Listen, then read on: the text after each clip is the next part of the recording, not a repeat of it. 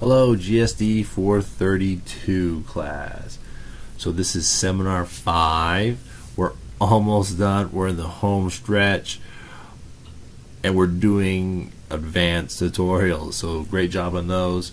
I was a little behind on week 3. I'll start grading week 4 or seminar 4 here this weekend. And then for seminar 5, there's no video and no reading really, except for what's on the web page. We have 3 discussion questions this week.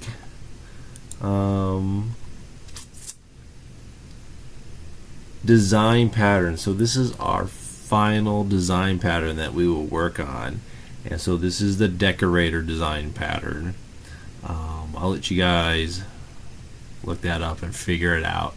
But it's I think it's a pretty simple design pattern, and it makes it very easy and flexible to use it. So this week for that one is just finding a picture and writing up those 3 questions or so about those design patterns, or that design pattern. And by the way, for all you other design patterns, great job on them. I haven't seen any major issues with them. I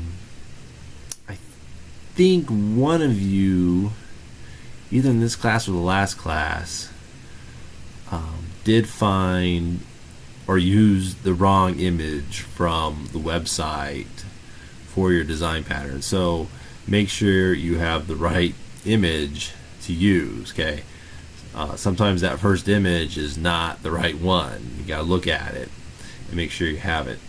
So for the last one, hint, you might want to check several different design pattern websites to make sure you have the right image.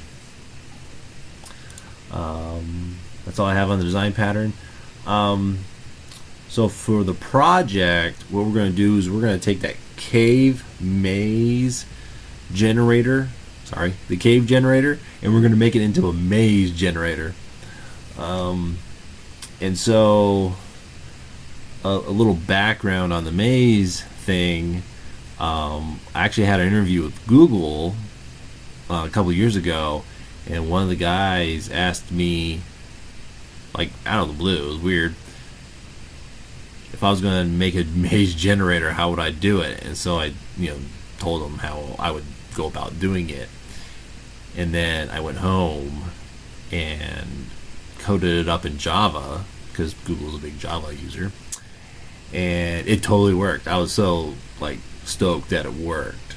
And so that's where the code behind this project is coming from. So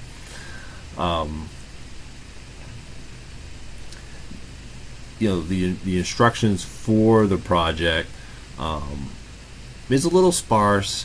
There is flexibility in the code.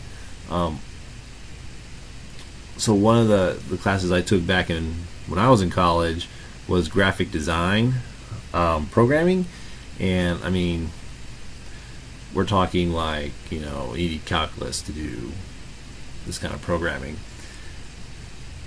And professor said when you're dealing with graphics for computers, even though there might be a bug in your code, it might produce something awesome. So that's why there's a little flexibility in the project. The maze does not have to look exactly like what I have in the example. It could be a little different, but the goal is to get what we have here. Okay. So last time I taught this course, I was actually tweaking my code, and so I was making the paths a little bigger and the walls a little bigger, and it produced a different kind of maze. So I am looking for, I have the criteria. I am looking for those pieces. you should be able just to fill in those blanks and get the project working. Okay. So there shouldn't be a lot of modifications beyond what I've asked you to do. You should be able to do it with modifications I have. Last class, a couple of people were a little confused, weren't sure about it, and it was just a little lost. And I think part of it was because they started changing things that they weren't supposed to, and they would forget that they made the change, and it just kind of snowballed on them that they're making all these changes, and then they're like trying to do stuff that wasn't asked, and just went nuts. One of you has already finished this project, so ignore what I have to say about that. Let's see. I think that's it for the project. My example picture is pretty huge. It doesn't have to be that huge. Unless I said to do it that huge. No, I didn't. And so it should be dynamic. You should be able to put in, 10 squares by 10 squares or 100 by 100, and to be able to, produce this image. I also tweaked. I might see if I have the video. I think I have a video where I tweak my code, so you can actually see the maze generate over time. And don't do that, please, because that's going to add a whole nother level of difficulty to the project. Because it was just a pain in the butt. There's several ways of doing it. It was just a pain in the butt, and I'm just warning you. Don't do it. Just make it work. For this project, for all the other projects, I didn't look at your code. For this one, I am going to be looking at your code and seeing how you made the maze. Okay. And it should be random generated, so I should be able to run it and see something different every time, hopefully. Reflection journal. This is the last week you need the reflection journal without passing it in. You'll need to do it one more time after this, but you'll have to pass it all in. Like I said in the last classes, I find them very helpful, and it's very obvious if you wrote it the last week or if you wrote every week when you were supposed to.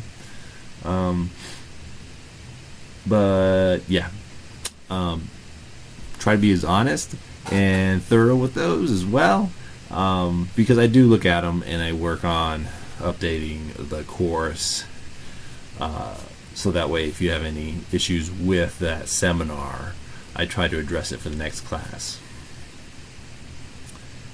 And I think that's it. This video is a little longer than usual. If you have questions, concerns, issues with the project, please let me know. The sooner the better. I'm almost back on a normal schedule due to my 4-day excursion to New Mexico this past weekend. I think that's it. I'm going to stop talking because this video is getting long. Yeah. You can contact me if you need help.